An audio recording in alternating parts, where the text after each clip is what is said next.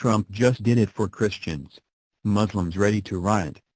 It was only a matter of time before President Trump went around the courts who overturned his first travel ban and issued another to show how serious he is about this immigration issue.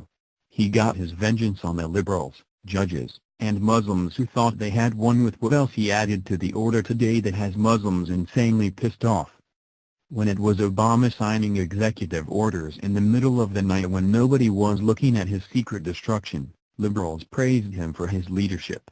Now that Trump's pen is taking action, the left is in complete meltdown, revolting against every decision he puts in place, but at the end of the day, he's still the one in charge. Not only did he just slap the grin of a win off their faces, they are back to being banned from entering the U.S. and just found out what else this entails that they weren't expecting.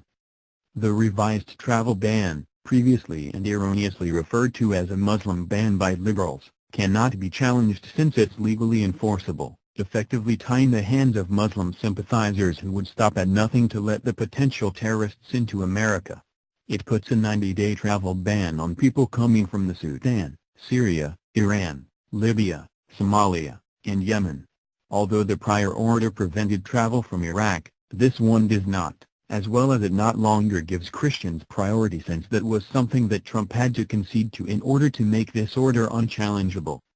As a new addition to the ban, Trump also suspended the entire refugee program for the next 120 days, preventing 50,000 refugees from entering any time in the next 4 months, according to Jezebel.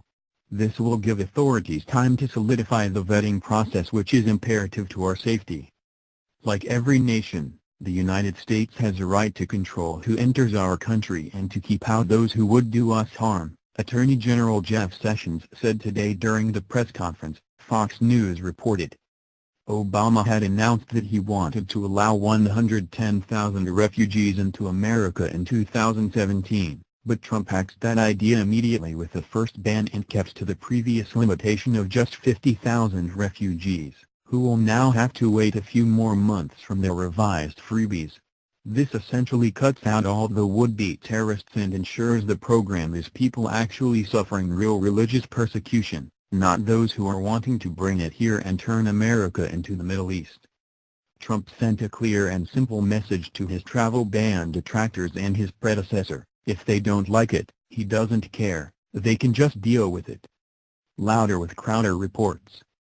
So, President Trump signed more executive orders, this one suspending the United States Refugee Resettlement Program. It's got the liberal twitwads all in a tizzy of irrationality. Just a regular day for them. The debate over executive orders, especially since everyone had the opposite opinion when President Obama signed them, we'll save for another time. For today, though, let's hone in on Trump saying Christian refugees would get priority status. Interesting, numbers via the Blaze. According to the State Department's Refugee Processing Center, of the 15,479 Syrian refugees granted asylum in the U.S. in 2016, only 125 were Christian, 32 Catholics, 32 Orthodox, 5 Protestants, 4 Jehovah's Witnesses and 52 who identified as Christians. I know what you're thinking, obviously Trump's pandering to white Christians. Check your Islamophobia, you Islamophobe bigot hater of, well, everything. One problem there, sunshine. Christians may not have Hollywood celebrities rushing to their aid whenever there's a terror attack, but that doesn't make them less persecuted.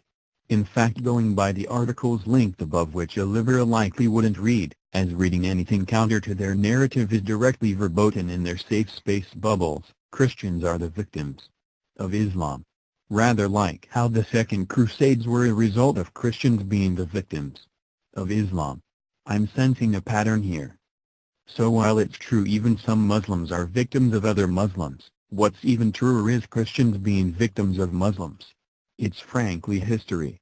Truthfully. Is anyone else having a tough time mentally reading the words legal, illegal, or China without using Trump's voice? Asking for a friend.